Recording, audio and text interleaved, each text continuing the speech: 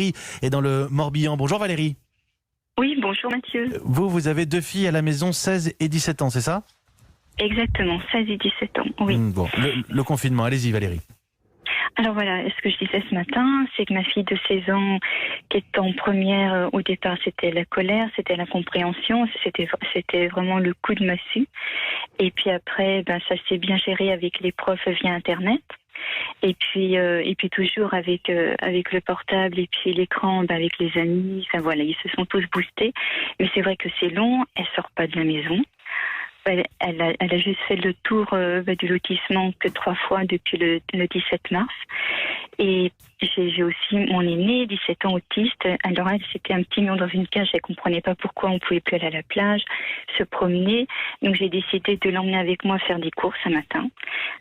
Pour qu'elle prenne la température de l'ambiance à l'extérieur.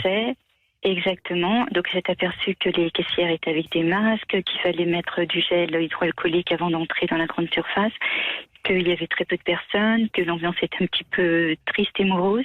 Donc là, elle a vraiment pris conscience. Maintenant, elle veut plus venir avec moi. Et elle a compris, donc elle accepte de sortir maintenant et puis de marcher un petit peu plus longtemps, qu'on fait des petites marches de 10 minutes, un quart d'heure. Mais elle s'est apaisée, quelque part elle s'est apaisée parce qu'elle s'est rendue compte sur le terrain ce qui se passait, c'était quand même pas marrant et qu'il fallait prendre son mal en patience surtout. On a 2 cas très différents dans la même famille, docteur. Ben oui, tout à fait. Mais c'est intéressant de voir que ces 2 cas vont trouver aussi des stratégies.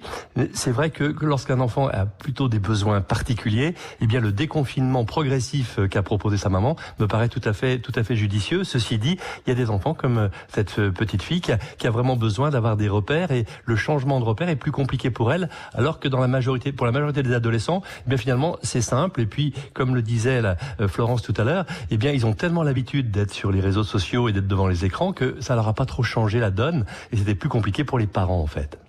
Mais voir l'extérieur, le réflexe de Valérie qui est à saluer, je pense, ce matin, puisque clairement ça a permis à votre fille autiste de comprendre la situation à l'extérieur. Le réflexe de l'emmener pour lui montrer la vie dehors, justement, les masques dans les magasins, etc.